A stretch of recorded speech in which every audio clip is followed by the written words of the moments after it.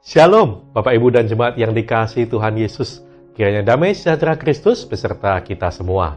Marilah kita tetap bertumbuh dalam anugerah-Nya dan dalam pengenalan akan Kristus sebagai Tuhan dan Juru Selamat kita. Selamat mengikuti renungan firman Tuhan hari ini. Tuhan Yesus memberkati. Renungan hari ini, Jumat 29 Oktober 2021 dengan judul Iman sama dengan sudah menerima jawaban doa. Mari kita baca satu bagian firman Tuhan di dalam Markus 11 ayat 24 yang berbunyi demikian. Apa saja yang kamu minta dan doakan, percayalah bahwa kamu telah menerimanya, maka hal itu akan diberikan kepadamu.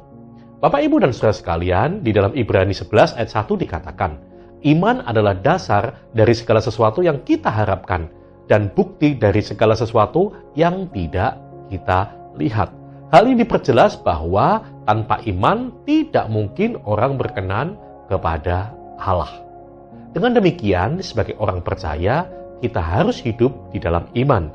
Karena tanpa iman tidak mungkin kita berkenan kepada Tuhan.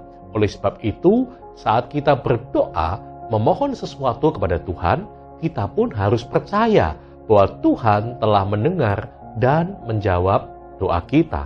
Meski jawaban dari doa itu belum kita terima, tetapi kita harus mengimaninya. Masalahnya, hal tersebut lebih mudah untuk dikatakan daripada kita lakukan. Karena apa yang kita harapkan dan kenyataan yang kita hadapi terkadang sangat bertolak belakang.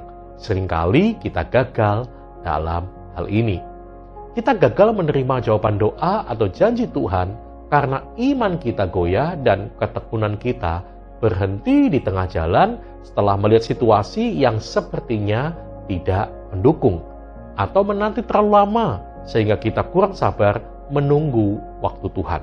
Di sisi lain, kita banyak mendengar saudara-saudara kita mengalami pertolongan Tuhan dengan cara yang ajaib, dan itu membuat kita semakin frustasi.